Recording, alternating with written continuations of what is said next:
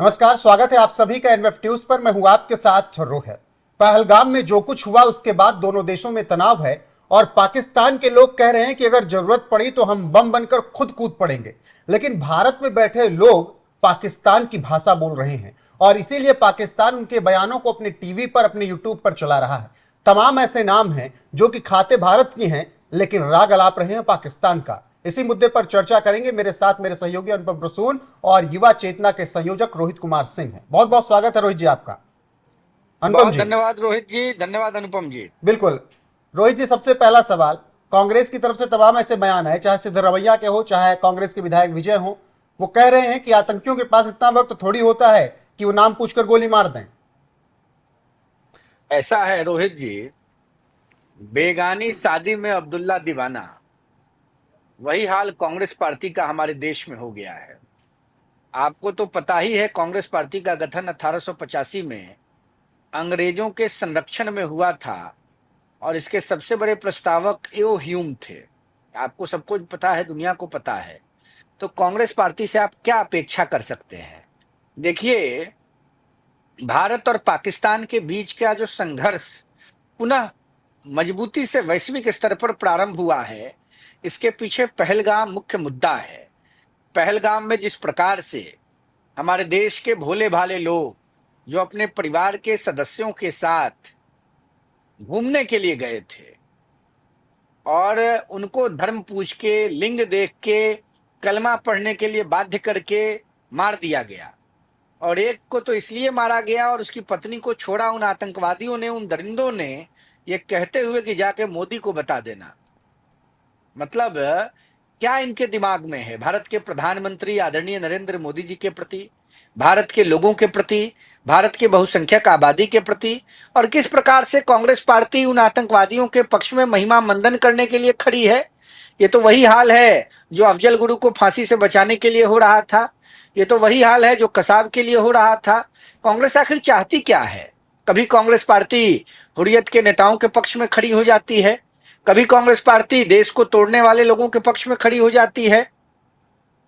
इस देश में जातीय जनगणना की पैरोकारी करने वाले कांग्रेस पार्टी के युवराज श्रीमान राहुल गांधी जी, जो लोकसभा में विपक्ष के नेता हैं, उनसे नहीं पूछिएगा कि धर्म अच्छा का जनगणना इस रोहित देश जी, में होना रोहित चाहिए जी, कि नहीं। जी प्रसून जी। जी आप इस वक्त पश्चिम बंगाल में हैं और वहां के एक सांसद हैं शत्रुघ्न सिन्हा जी, जो कहते हैं ये हिंदू हिंदू क्यों कह रहे हो, हिंदू मुसलमान सब भारतीय हैं वहां। ये तब उन्होंने कहा जब पहलगाम टेरर अटैक पर उनसे सवाल पूछा गया। आगे कहते हैं ये गोदी मीडिया को जरूरत से ज्यादा ये चला रही है, ये प्रोपेगेंडा वॉर ज्यादा ही चल रहा है। हमारे मित्र माननीय प्रधानमंत्री मोदी जी की तरफ से, उनकी ग्रुप की तरफ से ये ज्यादा चल रहा है। मैं समझता हूं ये बहुत संवेदनशील मुद्दा है। अब ये शत्रुघ्न सिन्हा जी कुछ दिनों पहले तक तो बड़े राष्ट्रवादी थे जब भाजपाई थे तो, और आजकल मतलब उनको हिंदू मुसलमान अगर आतंकी पूछ रहे हैं कि आप हिंदू थे तो मार दिए गए, लेकिन शत्रुघ्न सिन्हा ये नहीं मान रहे हैं। प्रसून जी, आप भी बिहार के रहने वाले हैं, मैं भी बिहार का रहने वाला हूं। शत्रुघ्न सिन्हा जी बिहार से सांसद रहे, राज्यसभा के मेंबर रहे, केंद्र में मंत्री रहे, भारतीय जनता पार्टी से लंबे समय तक जुड़े रहे। मैं एक न्यूट्रल ओपिनियन दे रहा हूं। शत्रुघ्न जी के प्रति एक बिहारी होने के नाते मेरे मन में बहुत आदर रहा है। लेकिन जिस प्रकार से शत्रुघ्न जी का मानसिक धर्मांतरण हो गया, मानसिक धर्मांतरण, बड़ा ध्यान से सुनिएगा इसको, और आप तो पुराने और वरिष्ठ पत्रकार हैं, नई पीढ़ी के वरिष्ठ पत्रकार हैं, इसका विश्लेषण भी होना चाहिए कि शारीरिक धर्मांतरण क्या होता है, मानसिक धर्मांतरण क्या होता है, सामयिक धर्मांतरण क्या होता है, आर्थिक धर्मांतरण क्या होता है। तो मानसिक धर्मांतरण शत्रुघ्न सिन्हा जी का हो गया तो अब मैं उनका प्रशंसक नहीं हूं, मैं उनका निंदक हो चुका हूं। शत्रुघ्न सिन्हा नए नए मौलवी हुए हैं, प्याज ज्यादा खा रहे हैं। कहावत सुने हैं आप? ये शत्रुघ्न सिन्हा पर सटीक बैठता है। इनके घर का नाम रामायण है, दोनों पुत्रों का नाम लव और कुश है, और दामाद का क्या नाम है पता कर लीजिए। अच्छा, मुझे लगता दामाद है का जिक्र दामाद किया का तो एक दामाद भारत में भी हैं जो हेडलाइन बन जाते हैं पाकिस्तानी टीवी चैनलों के, नहीं, और कहते दोनों हैं दामाद कि भारत में हैं। रॉबर्ट शत्रुघ्न वाड्रा। सिन्हा के भी दामाद न उसी पर आइए रहे हैं। हम जहां छेड़ रहे हैं हम उसको छोड़ेंगे थोड़े, जी। छेड़िएगा तो छोड़ेंगे नहीं। शत्रुघ्न सिन्हा के दामाद का कुछ रिश्तेदारी पाकिस्तान और अफगानिस्तान में होगा, जरा इस पर भी रिसर्च कराइए। इसीलिए शत्रुघ्न सिन्हा आजकल ज्यादा पाकिस्तान के पक्ष में खड़े हो गए हैं। अब आइए रॉबर्ट वाड्रा के ऊपर।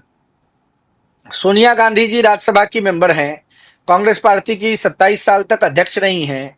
उनके पुत्र राहुल गांधी लोकसभा में विपक्ष के नेता हैं, कांग्रेस पार्टी के अध्यक्ष रहे हैं। उनकी पुत्री प्रियंका गांधी वाड्रा केरल से लोकसभा की मेंबर हैं, कांग्रेस पार्टी की महासचिव हैं। उनके पति, उनके दामाद और उनके बहनोई, मतलब सोनिया जी के दामाद, प्रियंका जी के पति और राहुल जी के बहनोई, इतना बड़ा पद प्रतिष्ठा और जिम्मेवारी है रॉबर्ट वाड्रा के पास। और रॉबर्ट वाड्रा ने क्या कहा कि हिंदुस्तान में मुसलमानों के ऊपर अत्याचार हो रहा है, मुसलमान हमला हुआ। पीड़ित और प्रताड़ित महसूस कर रहे हैं, इसलिए हमला हुआ और धर्म के आधार पर हुआ। बताइए साहब, क्या हो गया है कांग्रेस पार्टी को? क्या तमाशा कांग्रेस पार्टी कर रही है? रॉबर्ट वाड्रा अपने हैसियत और औकात में रहें, ज्यादा देश को मजाक न समझें। इंडिया और पाकिस्तान में सीरियस वॉर की स्थिति है। देश के रक्षा मंत्री ने आज ही कहा है कि हमारी तीनों सेना, थल सेना, जल सेना, वायु सेना, कहा ना भाई, इंडियन नेवी के बारे में, इंडियन आर्मी के बारे में, इंडियन एयरफोर्स के बारे में प्राइम मिनिस्टर एक एक चीज को बहुत कॉन्फिडेंसली वॉच कर रहे हैं। हम तो ज्यादा सेना की एक्टिविटी पर बोलने की स्थिति में नहीं है, क्योंकि भारत सरकार ने सर्कुलर भी जारी किया है और देश के एक जिम्मेवार नागरिक होने की हैसियत से कई ऐसे संवेदनशील मुद्दे हैं जिस पर हमको आपको चर्चा नहीं करना चाहिए। लेकिन हम लोग एक इनोवेटिव सोच के साथ बात कर रहे हैं। आपकी स्क्रीन पर बिलावल दिख रहा है, आपके स्क्रीन पर जनरल मुनीर दिख रहा है, आपके स्क्रीन पर नवाज शरीफ, पाकिस्तान के पूर्व वजीर आलम का भाई, जो वर्तमान में गिरते हुए पाकिस्तान का वजीर आलम है, शहबाज दिख रहा है।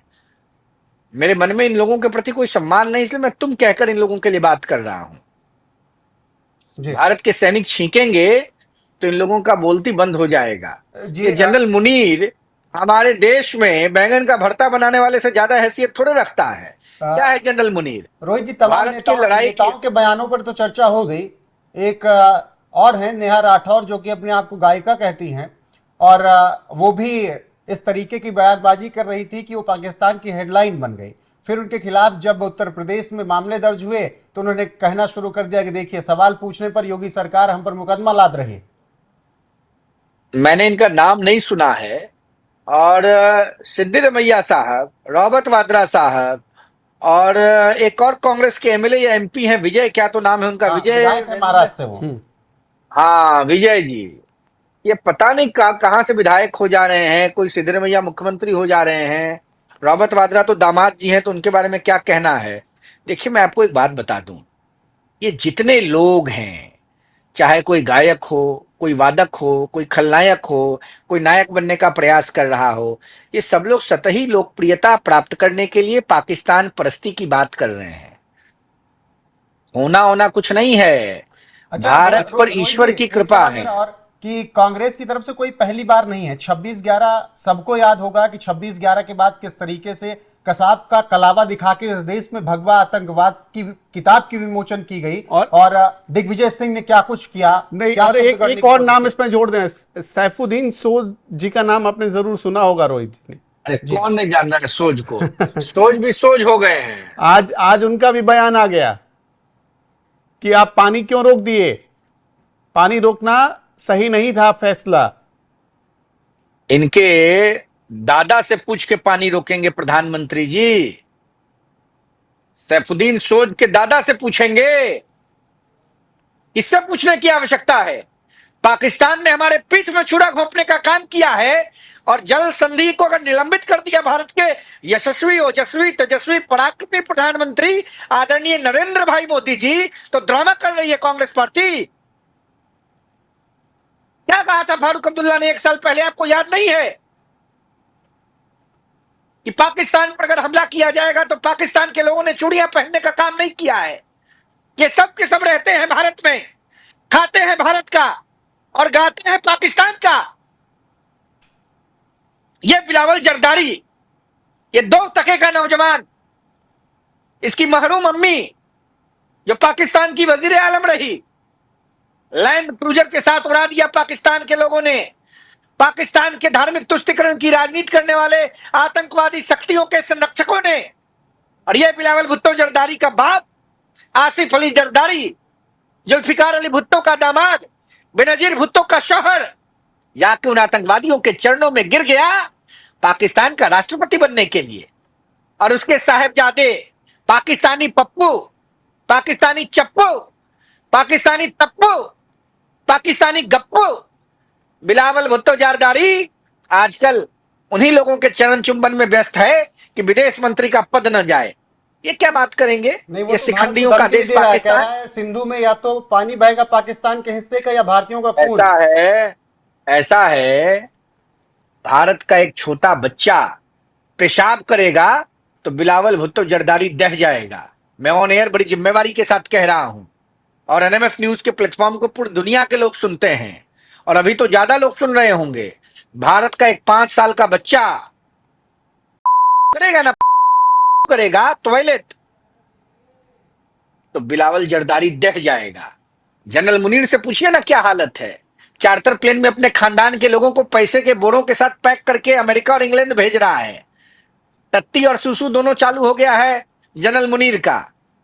क्या बात करते हैं आप लोग? पांडे जी आप प्रतापगढ़ के रहने वाले हैं, प्रसून जी गोपालगंज के रहने वाले हैं, दोनों बीर जिला है। हम लोग किसी से डरने वाले और दबने वाले हैं?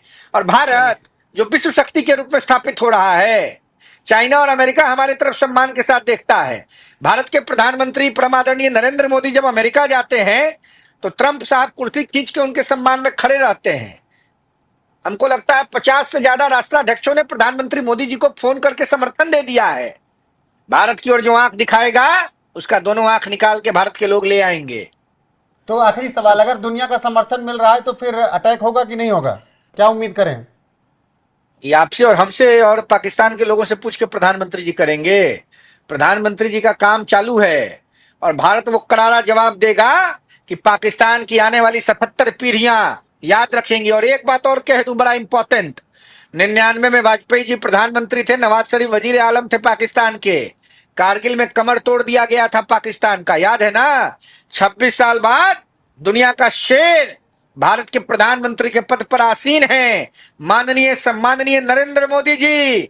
और पाकिस्तान जैसे पिद्दी देश का वजीर आलम उसी नवाज शरीफ का छोटा भाई चूहा रैत शहबाज शरीफ है। करारा जवाब मिलने जा रहा है पाकिस्तान को। वर्ल्ड के नक्शे से पाकिस्तान को हम लोग मिटाने जा रहे हैं। इतनी बात आपको बता देता हूं। चलिए, बहुत बहुत शुक्रिया रोहित जी, आपने अपना वक्त दिया। जय भारत। हाँ, बहुत धन्यवाद। जी हाँ, हर कोई इस वक्त सारा हिंदुस्तानी यही कह रहा है जय भारत। और वाकई में भारत ने पाकिस्तान को तो दिखा दिया है कि ये तो फाइनल वार्निंग है, इसके बाद अब तुम्हारा अस्तित्व मिटने वाला है। वार्निंग नहीं है, समाप्त।